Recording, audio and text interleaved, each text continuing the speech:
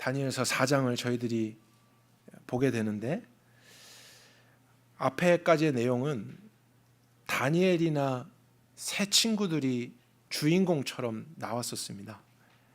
그래서 그들을 통해서 교훈도 얻기도 하고 우리가 배움을 가졌었는데, 4장에서는 마치 느부갓네살이 주인공이처럼 나타나고 있죠.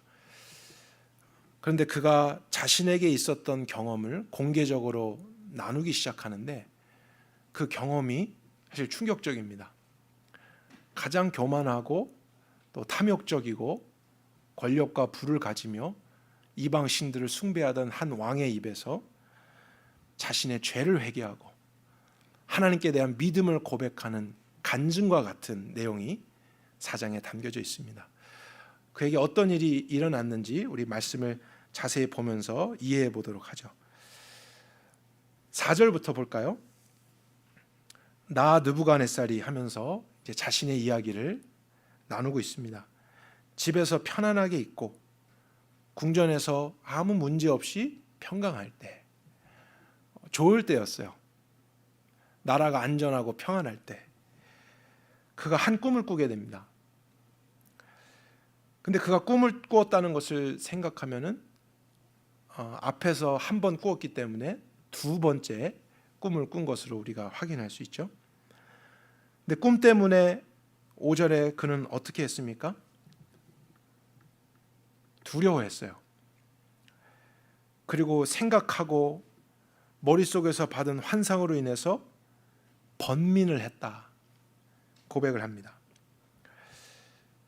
그리고 나서 명령을 하죠. 바벨론 지역에 있는 모든 지혜자들을 불러와라. 여기서 말하는 지혜자들은 지식이 뛰어난 사람이기보다는 그 사람들의 종류가 나오죠. 7절에 박수, 술객, 갈대아, 술사, 점쟁이, 무당들입니다. 신접한 사람들, 주술사들, 이런 사람들을 불러서 꿈을 이야기해주고 해석해 주어라. 내가 이 꿈 때문에 너무 마음이 괴롭고 번민한다. 그렇게 이제 나누는 장면이었습니다. 그런데 그렇게 했음에도 불구하고 누구도 해석을 해주지 못했어요. 답답하죠. 근데 8절에 보면 다니엘이 등장합니다. 다니엘은 이미 첫 번째 꿈을 해석함으로써 왕 주변에서 머물 수 있는 신분을 얻게 되었고, 또 9절에 보면은 박수장 벨드사사라 이렇게 고백을 하거든요. 벨드사살은 느부갓네살 왕이 다니엘에게 새로 지어준 이름이죠. 그 이름의 뜻은 8절에 내 신의 이름을 따라 벨드사살이라 했다. 그가 섬기는 벨이라고 하는 신의 이름을 붙여서 다니엘 이름을 바꿨습니다. 근데 그 다니엘을 박수장으로 삼았대요. 근데 박수장이 뭘까? 저는 한글 어감이 잘 안 와닿았는데, 그거는 쉽게 이야기하면 치프 무당입니다. 무당 중에서 제일 높은 무당, 으뜸이 되는 무당이에요. 가장 높은 자리에 있는 영적인 자, 신접한 자, 주술사, 이런 뜻입니다. 그래서 느부갓네살은 다니엘을 그런 사람으로 여기고 있었습니다. 그래서 아무도 해석 못 해줬는데 박수장이 왔구나, 최고로 영험한 사람이 왔구나, 이제 너가 해석해 줄 수 있지 않겠냐? 왜냐하면 거룩한 신들의 영이 네 안에 있지 않느냐. 그래서 그가 해석해 줄 것을 기대하고 있습니다. 지금까지 고백으로 보면 느부갓네살은 영적인 사람이라는 것을 알 수 있어요. 하나님을 안 믿어도 영적인 사람이 있고 영적이지 않은 사람이 있죠. 아예 영의 세계 무시하고 뭐 그런 게 어딨어, 신이 어딨어 이러면서 그냥 이성적으로 지식적으로만 살아가는 사람이 있습니다. 근데 느부갓네살은 하나님이란 존재는 잘 모르는데도 영적인 세계에 대해서는 열려 있는 자였어요. 근데 그 영적인 세계는 어둠의 세계고 사탄과 귀신과 그에 추종하는 자들, 그런 악한 영과 신접하고 조언을 듣고 자신의 삶을 맡기는 이상한 형태의 영적인 삶이죠. 다니엘도 인정하고 다른 주술사도 인정한다라는 것을 보면은 그는 모든 신들을 인정하는 다신 숭배자임을 알 수 있어요. 그래서 이 신도 믿고 저 신도 믿고 이럴 땐 저 신에게 구하고 저럴 땐 저런 신에게 구하고 하면서 많이 믿으면 믿을수록 좋지 않는가. 그래서 혼합된 그런 영적인 생각을 하고 있는 사람. 다니엘이 믿는 하나님도 그냥 그 많은 신들 중에서 조금 센 신, 조금 특별한 신, 이 정도로 여기고 있는 느부갓네살임을 알 수 있습니다. 그러나 여러분, 우리는 알잖아요. 여호와 하나님은 다른 신들과 혼합되거나 비교할 수 있는 분이 아니시죠. 이런 사람들에게는 다른 어떤 영적인 것, 신비한 것이 신적으로 느껴질지라도 하나님의 능력과 지혜와 존재에 비교하면 그 모든 것은 거짓이고 우상에 불과합니다.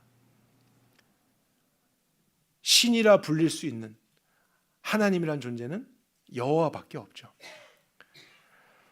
근데 느부갓네살은 아직 그러한 믿음은 없는 상태입니다. 그리고 10절부터 18절까지 자신이 꾸었던 꿈의 내용을 다니엘에게 설명합니다. 우리가 조금 빠르게 그 내용만을 살펴보고 넘어가 보도록 할까요? 10절에 내가 침상에서 머릿속에서 한 환상을 보았는데 중요한 게 뭐냐면 땅의 중앙에 한 나무가 있는 것을 보았습니다. 근데 나무가 굉장히 높았어요. 컸어요. 어느 정도로 컸냐면 하늘에 닿을 만큼까지 높이 있었습니다. 가지가 뻗어 있고 잎사귀가 무성하고 열매들이 많았어요. 그래서 동물들이 머물고 새들이 가지에 깃들고 숨쉬는 것들이 와서 열매를 먹고 유익을 취하는 그런 굉장한 나무를 그가 꿈속에서 보았습니다. 그런데 13절에 반전이 있어요. 한 순찰자, 거룩한 자가 하늘에서 내려왔다고 하는데 이 단어는 감찰하는 자, 또 지켜보고 있는 자 이런 뜻입니다. 그리고 거룩한 자, 하늘에서 왔다. 하나님이 보낸 천사로서 우리가 여겨집니다.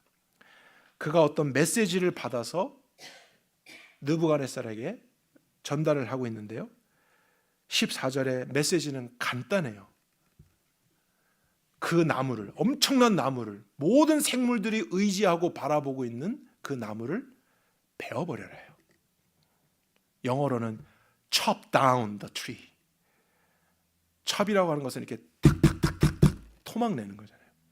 그 엄청난 나무를 다 토막내고 잎사귀들을 다 떨어버리고 열매도 다 따버리고, 그리고 무엇만 남겨두라고 했습니까? 15절에 그 나무에 그루터기만, 밑둥만 남겨두는 거예요. 정말 볼품없는, 아무 쓸모없는 밑둥만 남은 나무로 만들어버려라. 그리고 그것이 이제 하늘의 이슬에 젖고 풀 가운데서 짐승과 함께 살아가도록 만들라고 명령을 했고, 16절에는 마음을 바꿔서 사람의 마음같이 하지 말고 짐승의 마음처럼 이성적으로 생각하지 못하게 바꾸어라. 그리고 7대를 지내리라. 이런 내용이었습니다. 18절 느부갓네살 왕이 이제 벨드사사라, 박수장아, 너가 믿는 그 거룩한 신들의 영의 힘에 의해서 해석해 주어라. 말해 주어라. 내 안에 그런 능력이 있음을 내가 신뢰한다. 근데 다니엘이 이 꿈을 듣고서는 한동안 놀랍니다. 굉장히 번민해요. 고민이 깊어져요. 아무 말을 하지 못해요. 왜 그랬을까? 우리가 생각을 해보면 그 꿈의 의미가 좋지 않기 때문이죠. 그 왕에게 뭔가 하나님의 심판과 같은 것이 있을 것인데, 저는 다니엘의 마음이 여기에서 조금은 느껴지는 것 같아요. 아무리 악한 자라 할지라도 그가 하나님의 심판을 받거나 어려움을 당하는 것을 즐거워하지 않아요. 그것을 안타까워해요. 긍휼한 마음이죠. 저는 이것이 하나님을 아는 사람들의 마음이어야 된다고 생각합니다. 아무리 세상이 악해도, 아무리 죄가 있어도 그것에 대해서 하나님이 다루실 때 박수치고 즐거워하고 꼴 좋다, 이런 것은 하나님이 기뻐하는 하나님 백성들의 마음이 아니라 생각합니다. 긍휼함과 안타까움이 있습니다. 심판을 막지는 못해도. 다니엘이 이제 하나님의 뜻을 전해주기 시작합니다. 22절입니다. 왕이여, 이 나무는 누구죠?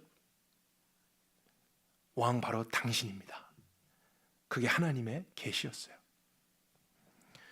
그래서 왕은 견고하고 창대하고 하늘에 닿을 만큼 권력이 있고 땅끝까지 미치는 제국의 왕이 된다는 것이죠. 바벨론은 그 당시에 그러했습니다.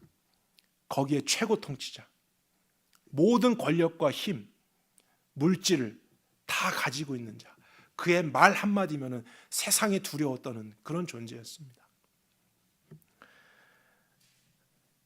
그런데 한 순찰자, 거룩한 자가 하늘에서 내려와서 명령하는 것을 들으셨죠? 그것은 하나님이 하실 일에 대한 계시입니다. 하나님이 어떤 일을 하신다고 말씀하시냐면 7대 동안, 근데 이 7대라는 것이 정확하게 어떤 기간인지는 모르겠습니다.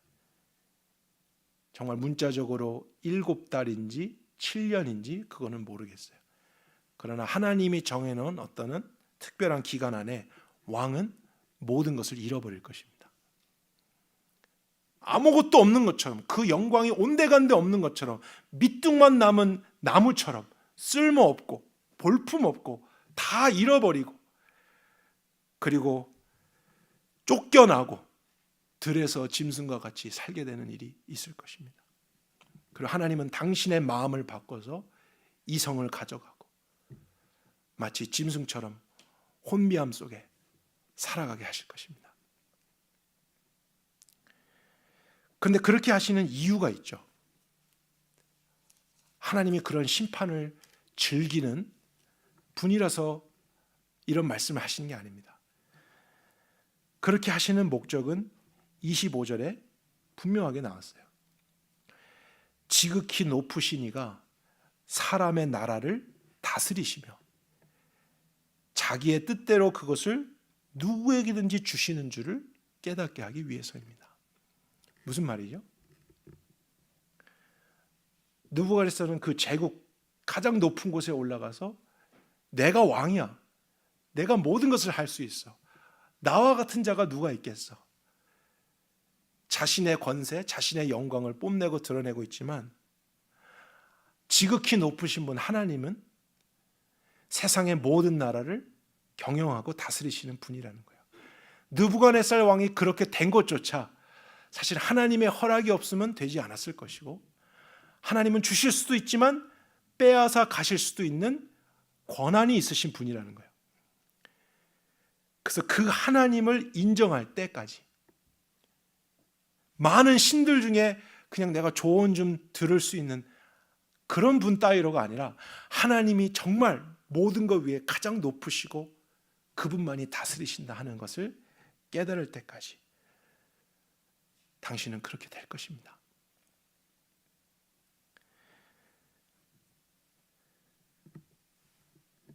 이 내용은 느부갓네살에게 굉장히 충격을 주었을 거예요. 왜냐하면 두렵잖아요.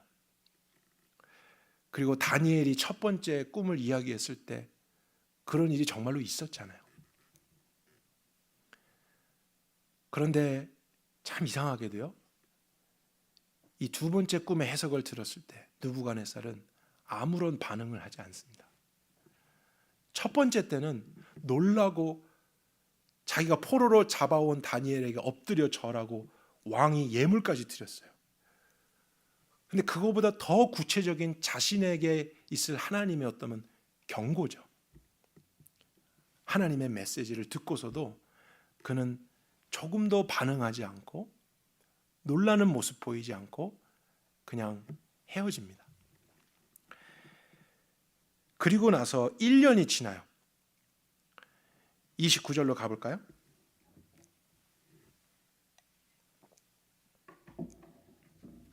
열두 달이 지난 후 내가 바벨론 왕궁 지붕을 거닐고 있었을 때 아무 일이 없었어요. 똑같이 평안했고, 아니 더 왕성하고 더 그 바벨론은 강해졌을 수 있죠. 근데 나 왕이 말하면서 내 큰 바벨론은 내 능력과 권세로 건설한 것이 아니야. 나의 도성으로 삼고 내 위엄의 영광을 여기에 나타낼 것이 아니야. 30절에서 반복되고 있는 단어는 무엇이죠? 나예요. 내 능력, 내 권세, 나의 나라, 나의 위엄, 나의 영광. 나를 보아라. 내가 그런 왕이 아니냐. 누가 나와 같으랴. 그러면서 자신을 자랑합니다. 뽐내고 높이고 있는 그때에 바로 다음 절이죠. 이 말이 아직도 그 왕의 입에 있을 때에 이상한 일이 일어나기 시작합니다. 어떤 일이냐면 하나님이 꿈에서 경고하셨던 내용이 실제로 일어나게 돼요. 그가 이성을 잃어버리고 혼미해지고 왕궁에서 쫓겨나고 모든 것을 잃어버리고 마치 아무것도 아닌 존재처럼 들판에 놓이게 되고 짐승들 중에 섞여서 풀을 먹고 하늘의 이슬을 맞으며 살아가는 비참한 존재로 놓이게 됩니다. 그가 높이 세상에서 가장 높은 곳에 있었을수록 그러한 변화는 그에게 엄청난 충격을 주었을 거예요. 내가 어떤 사람인데, 내가 어떤 일을 했는데 감히 누가 어떻게 나에게 이런 일이, 어떻게 지금 이런 일이 평안할 때인데, 잘 될 때인데 이해할 수 없는 일이 그의 삶에 일어났습니다. 그러나 다니엘은 경고했었습니다. 27절에 그 꿈에 대한 해석을 주면서 왕이여, 내가 해석해 주는 이 말을 받으십시오. 하나님의 경고를 받으십시오. 그래서 계속 그렇게 살지 말고 공의를 행하십시오. 다른 사람의 죄를 용서해 주십시오. 그 나라의 긍휼을 베푼 자가 되십시오. 그 하나님의 뜻을 이루면 혹시 장구할 수 있습니다. 그 기간이 길어질 수 있습니다. 이러한 충고를 들었음에도 그는 전혀 귀담아 듣지 않았어요. 그리고 1년 동안 여전히 자기 마음대로, 자기 중심대로 자기의 나라를 다스리다가 결국 하나님의 경고는 그의 삶 속에 실제로 이루어진 것입니다. 이건 꿈이 아니라 정말 그에게 일어나 버린 거예요. 하나님은 주실 수도 있지만 다시 가져가실 수도 있는 모든 주권을 가진 지극히 높으신 분이라는 사실입니다. 근데 이야기가 여기서 끝나지 않고 이제 해피 엔딩이 있어요. 7대 동안, 일정한 기간 동안 그가 그런 비참한 삶을 살다가 34절 하늘을 우러러 봅니다. 돌이킴이 온 것 같아요. 생각이 바뀐 것 같아요. 그때 총명이 다시 내게 돌아왔다. 사람의 이성이 돌아온 거예요. 그리고 내가 지극히 높으신 이에게 뭘 한다고 돼 있죠? 감사하고 영생하신 이를 찬양하고 경배하고 갑자기 하나님을 하나님으로 인정했어요. 그리고 나는 정말 아무것도 아닙니다, 주님. 이제 알았습니다. 바벨론의 왕, 큰 성 바벨론을 경영하는 최고의 통치자 주님, 아무것도 아니라는 걸 알았습니다. 주님이 날 거두어 가시면 나는 다 잘려져 버린 쓸모없는 그루터기 나무에 불과한 존재라는 것을 이제 알았습니다. 그러나 하나님은 영원하시죠. 하나님은 가장 높으시죠. 많은 신들 중에 조금 힘센, 조금 무서운 그런 분이 아니라 다른 신들은 다 거짓이고 헛된 것이고 우상이고 하나님만이 참신이시죠. 하나님의 능력과 위엄만이 영원할 것이죠. 하나님은 믿는 자들만 다스리시는 지역적인 신, 종교적인 신이 아니라 온 우주와 만물을 통치하시는 그런 왕이시죠. 하나님을 내가 경배합니다. 그래서 그를 찬양하는 모습으로 4장이 끝나게 됩니다. 하나님은 느부갓네살을 낮추셨죠. 그에게 어려움을 허락하셨어요. 그러나 결국에는 그를 높여주셨고 그를 구원해 주셨습니다. 더 이상 큰 성 바벨론의 주인으로 살지 않고 하나님 나라의 문지기로 종으로 살아가는 것도 너무 감사하다라는 이런 고백을 하는 인생이 되게 하신 거예요. 제가 다니엘서를 연구하면서 계속 여러분과 나눴던 것은 다니엘과 새 친구들, 참 그들을 통해서 우리 시대에 참 믿음이 무엇일까, 이것을 저도 묵상하고 여러 번 나누었었는데 4장의 사건을 보면서 느부갓네살을 통해서 우리가 뭘 배우지? 또 느부갓네살이 믿는 우리와 오늘날 무슨 관련이 있을까? 이런 질문이 들었어요. 저도 이걸 어떻게 이해하고 해석해야 되나에 대한 고민이 많은 날 동안 있었습니다. 그런데도 이제 결론을 맺지 못하고 계속 열어둔 채 생각하고 기도하고 때로 생각나면 이제 노트하고 전화기에도 막 쓰고 이렇게 일주일을 보내고 있는데 희한한 일이 일어났어요. 저에게도. 제 막내 하린이가 이제 유치원을 가기 시작했어요. 근데 집 근처에 미국 교회에서 운영하는 한 유치원인데요. 제가 화요일 날 그 유치원을 데려다 줬습니다. 그리고 집에 운전하고 오는데 라디오를 틀어봤어요. 우연히 틀었죠. 근데 그 라디오에서 방금 제가 내려준 그 하린이가 다니는 유치원의 그 교회 목사님의 설교가 나오는 거예요. 근데 물론 이제 그분이 잘 알려지신 분이긴 합니다. 라디오에서 나오는 분인데 작년에 26년 목회를 하고 은퇴를 하셨어요. 프리스코 지역에 스톤브라이어 커뮤니티 철치라는 것을 개척하고 26년 동안 목회를 하고 작년에 은퇴를 하셨는데 은퇴하셨을 때 나이가 얼마쯤 됐는지 혹시 예상하실 수 있어요? 몇 세에 은퇴하셨을까? 90세에 은퇴를 하셨어요.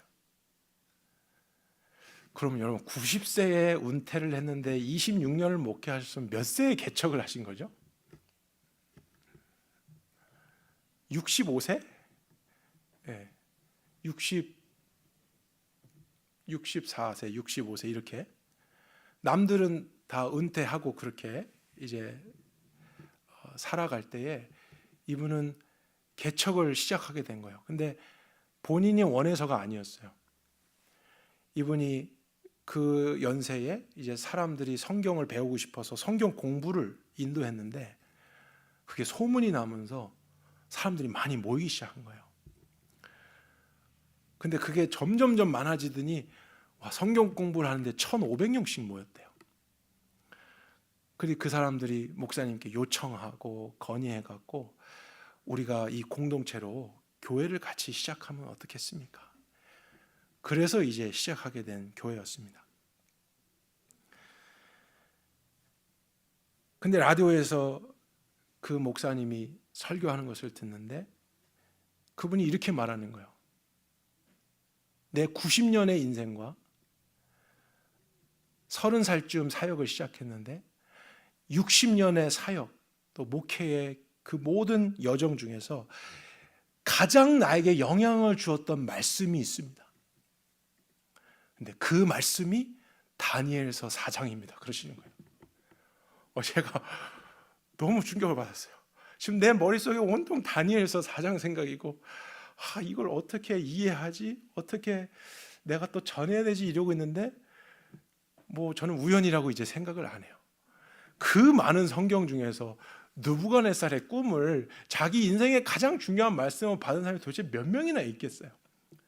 근데 제가 참 존경하고 잘 아는 목사님이 마침 그 시간에 그 말씀을 전하니까 제가 운전을 막 하고 가고 집에 도착했는데도 파킹을 못하고 라디오를 다 들을 때까지 차 안에 계속 있었어요. 그 찰스 스윈돌 목사님, 제가 이름을 얘기를 안 한 것 같아요. 찰스 스윈돌 목사님이신데, 그분이 30대 때 이제 사역자로 부름을 받고 시작을 하면서 모든 것이 불확실하잖아요. 어디로 가야 되나, 무엇을 해야 되나 알지 못하고, 또 재정적으로 어려움도 있고, 그리고 이제 막 결혼을 했던 그 시기라 여러 가지로 힘들고 버거웠다고 합니다. 스트레스가 많아지고. 그런데 감사하게도 6년 만에 첫 아이를 얻게 된 거예요. 아내가 임신을 했어요. 얼마나 감사한 일이에요. 근데 이분이 고백하기를, 나는 그때 너무 힘들었습니다. 아이가 생긴 게 너무 싫었다 그래요. 왜냐하면 지금도 힘든데, 나와 내 아내만 겨우 하루하루 살아가는 것도 견디기가 어려운데 아이를 어떻게 낳고 어떻게 양육하고 잘 기를까, 이것만 생각해도 너무 스트레스가 되고 버겁다는 거예요. 그래서 아직 일어나지도 않을 일에 대해서 염려되고 걱정되고 두려워지고 불평이 쌓이고, 그러면서 혼자서 막 괴로워하면서 결론은 그래도 내가 최선을 다해서 어떻게든 살아내야 되는데 그러는 시점에 그분이 순서가 돼서 혼자 성경을 펴고 다니엘서 4장을 묵상을 했다고 합니다. 근데 그 내용에서 우리가 다 알듯이 다니엘서 4장은 느부갓네살이 제일 많이 나오잖아요. 다니엘이 아닌 느부갓네살의 모습을 통해서 자신의 모습을 보게 되었다는 거예요. 어떤 부분이었냐면 우리가 읽었던 30절입니다.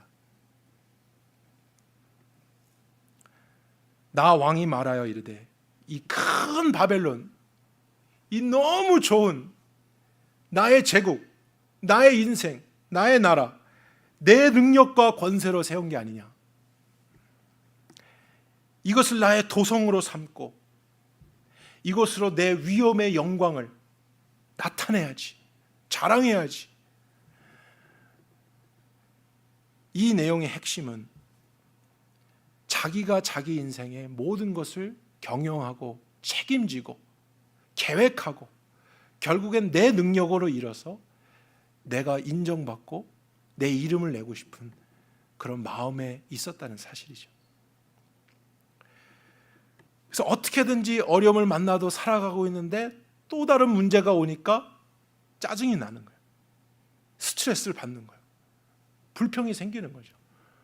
내가 해야 되니까, 내가 또 내 나라를 다스려야 되니까, 더 큰 성으로 만들어야 되니까 모든 것이 무게감으로 여겨지고 어떻게 살아야 되나. 그런데도 힘을 빼지 않고 더 힘을 주면서 살아가는 이 느부갓네살 왕의 모습이 바로 지금 오늘 나의 모습과 같다라고 여겨졌다는 거예요. 그런데 하나님은 이런 말씀을 주신 거죠. 34절부터 볼 텐데요, 총 6개가 나옵니다. 여러분이 성경으로 한번 직접 확인해 보세요. 34, 35, 37. 근데 6개의 내용, 영어로 한번 제가 한글로 한번 읽겠습니다. 하나님은 그런 자에게 이런 말씀을 주세요. His dominion, 그의 권세. His kingdom, 그의 나라. 35절에는 His will, 그의 뜻. His hand, 그의 손. 37절에는 His works, 그의 일. His ways, 그의 방법. 그래서 느부갓네살은 자신이 이루고 자신의 방법으로 자신의 영광을 드러내는 나의 큰 성 바벨론 자랑하고 있었지만 하나님은 아니라는 거예요. 그 모든 것조차도 하나님의 권세로 하나님이 다스리셨던 것이고, 하나님의 뜻을 하나님의 손으로 이루었던 것이고, 하나님의 일을 하나님의 방법으로 이루고 계셨다는 사실이에요. 그가 깨닫지 못한 거예요. 경고를 받았음에도 깨닫지 못했어요. 그래서 하나님은 그를 낮추면서까지도 깨닫게 하시고, 결국엔 그가 깨닫고 돌아왔을 때 그를 높여주시고, 더 이상 큰 성 바벨론이 아닌 하나님의 나라로 살게 하셨다는 이 메시지가 바로 지금 나에게 주시는 계시구나 하는 믿음이 들어왔다고 합니다.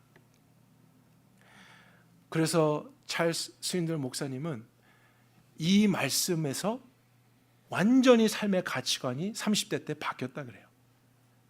생각이 바뀌고, 그전에는 그도 똑같이 느부갓네살처럼 하나님을 믿는다고 하고 하나님의 주권이 있습니다고 하지만, 자기가 했던 태도는 그냥 어떤 문제에 대해서 하나님이 뭐라 하시냐 조언만 듣는 정도. 그럼 여전히 내 눈에 보기에 좋은 거는 좋은 거고 안 좋은 건 안 좋은 거. 내가 다스리는 거죠. 내가 얼마나 있는가 없는가 그걸로 판단하고, 내 능력, 내가 할 수 있는가 없는가, 나의 권세. 하나님은 여전히 그냥 주변에서 도우미로서만 행동하시는 느부갓네살과 전혀 다를 것이 없는 자신의 태도였다는 것입니다. 그러나 30대 때 이 말씀이 그의 삶을 뒤집어 놓고 내면을 바꾸면서 이제는 하나님의 주권을 난 신뢰하겠습니다. 내 삶의 모든 것이 주님께 속했음을 인정하며, 그 안에는 좋은 일도 있지만 좋지 않은 일도 하나님의 주권 안에 있음을 나는 인정하며 왕 되신 주님을 신뢰하겠습니다. 이런 결단이 그날 이루어졌다는 거예요. 근데 그런 결단을 해도 어려움은 또 오잖아요. 그래서 그 이후에 아내와 유산을 2번이나 하고, 큰 차 사고 나서 다 죽을 뻔한 위기도 있었고, 90세를 살 동안에 온갖 어려움을 왜 안 경험하겠어요? 개인적인 일, 가정적인 일, 부모에 대한 일, 형제에 대한 일, 자녀들에 대한 일, 목회적인 일, 사역적인 일, 모든 것에서 60년 사역할 때 왜 없었겠어요? 그러나 그는 여전히 되돌아볼 때 나의 삶에 이 말씀이 나를 구원했습니다. 하나님이 다스리십니다. 하나님의 주권. 저는 그 목사님의 나눔이 저에게 확신을 주었습니다. 느부갓네살의 꿈, 그 꿈에 대한 해석이라고 하니까 많은 사람들은 특별한 사람에게만 이런 꿈이 나타나는구나, 하나님이 어떤 특별한 일을 하시는구나 생각하겠지만, 그냥 여러분, 하나님이 그 꿈을 주신 데에는 개인적인 내용만이 아니라 분명히 그 꿈이 기록돼서 읽게 될 저와 여러분에게도 교훈을 주신다는 사실입니다. 그거는 일반적인 하나님의 역사와 나라의 구원에 대한 진리의 소식인 것이죠. 우리도 태생적으로 또 믿음이 있다 하나 세상 속에 살아가다 보면 누구나 다 느부갓네살 같은 마음으로 살게 된다라는 거예요. 우리의 삶을 큰 성 바벨로나 이렇게까지는 못 말해도 돼요. 그러나 우리가 말하는 것은 작은 바벨론. 이 작은 바벨론 하나 내가 어떻게 잘 경영하고 다스리고 내 힘으로, 내 권세로, 내 지혜로 최선을 다해 살까? 내 자녀, 내 배우자, 내 가정, 내 미래, 내 직업, 내 경제적인 사정, 모든 것 내가 다스리고 내가 계획 세우고 내 뜻 안에서 좋은 건 나쁜 거 선택해서 이제 난 나아가는 거예요. 하나님은 누구예요? 한번 들어볼까? 그러나 경고해줘도, 말씀을 줘도 귀담아 듣지 않고 여전히 내 나라를 내가 세우며 살아가는 그런 모습이 저와 여러분, 우리 모두의 삶이 될 수 있다는 사실이죠. 그래서 하나님은 우리에게 경고를 똑같이 주신다고 생각합니다. 하나님의 주권을 믿는다고 말만 하지 말고 정말 그것을 인정하라고요. 너의 삶의 그 보좌의 자리에서 이제 내려와라. 힘들고 어려운 거 나에게 맡기고 정말로 주님을 인정하며 그분의 권위로 나아가면 그분이 바꾸시고 다스리신다는 거예요. 거기에서부터 모든 두려움은 사라집니다.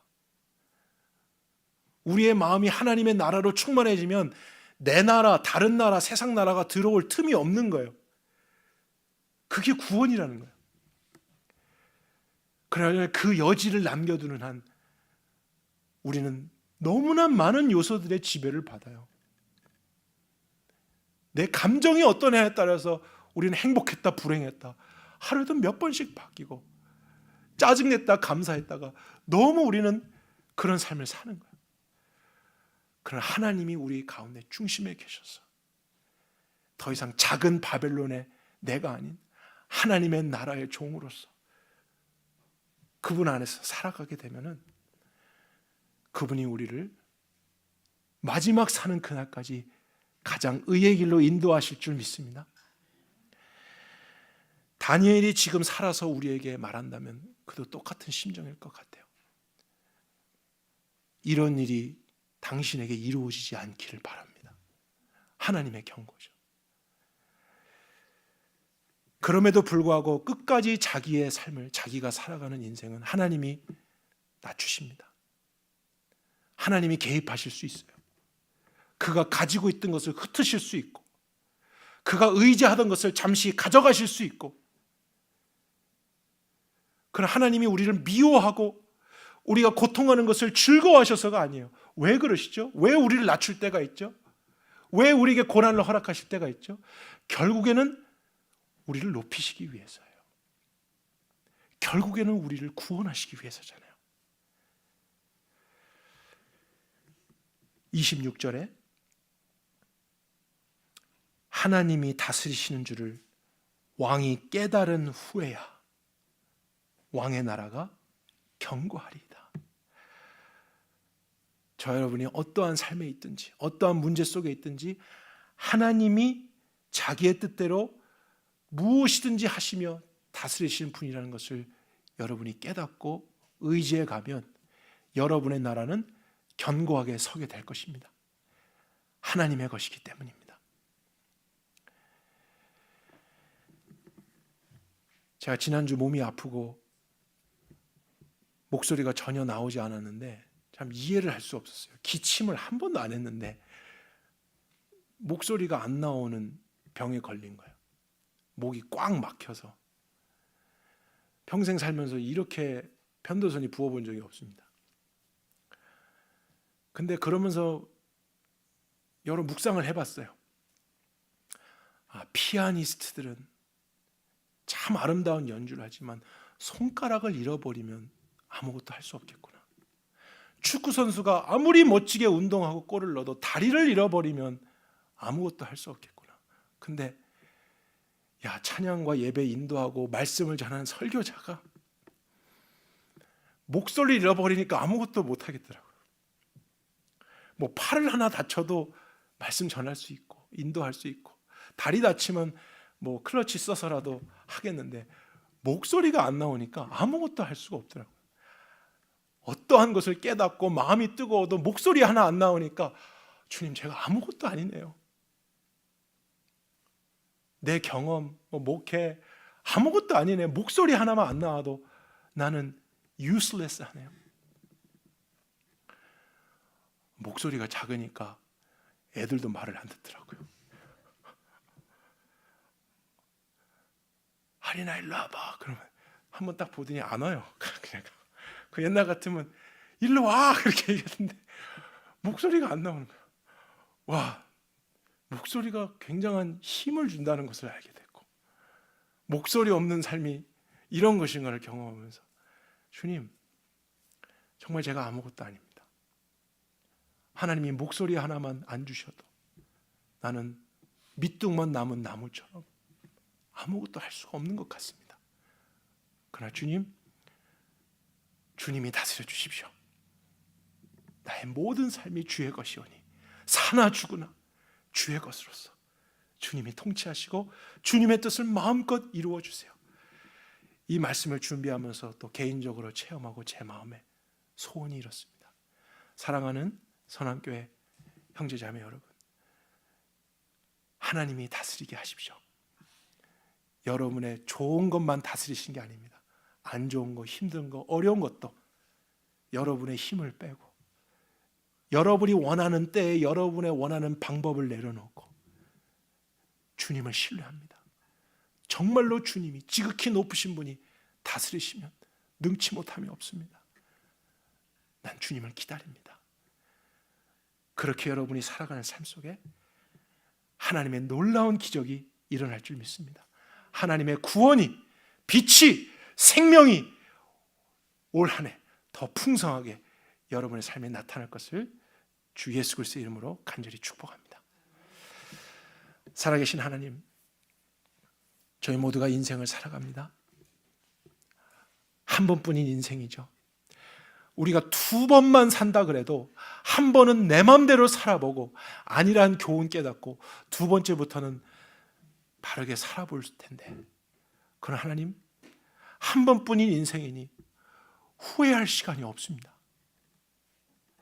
주님, 누구에게 배울 수도 없습니다. 모두 다 똑같이 한 번 살아가는데요. 우리를 만드신 분만이 우리가 왜 사는지, 어떻게 사는지, 어디로 와서 어디로 가는지 알고 계시지 않습니까? 또 하나님은 지극히 높은 곳에서 우리의 처음과 마지막 모든 과정을 다 내려다보고 계시지 않습니까? 이제 우리 모두가 작은 바벨론의 느부갓네살 왕처럼 우리의 삶을 다스리려고 하지 말고, 더 힘주지 말고, 더 내 목소리 높이려고 하지 말고, 오히려 주님 앞에 잠잠히 엎드리며 기도하며 간구하며 주님의 말씀에 우리의 인생에 뿌리를 두며 하나님께서 우리로 하여금 역사하시도록 할 때 그 나무는 시절을 쫓아 과실을 맺으며 잎사귀가 마르지 아니함 같으니 그가 하는 모든 행사가 다 형통하리로다. 하나님, 우리 모두를 그런 나무 되게 하여 주십시오. 주님과 연합된 나무, 하나님에 의해서 사라지는 나무, 그런 생명의 나무 될 수 있게 축복해 주옵소서. 다시 한번 이 말씀을 우리에게 계시해 주시고 깨닫게 하시고 믿게 하신 하나님께 감사드리며 예수 그리스도 이름으로 기도했습니다.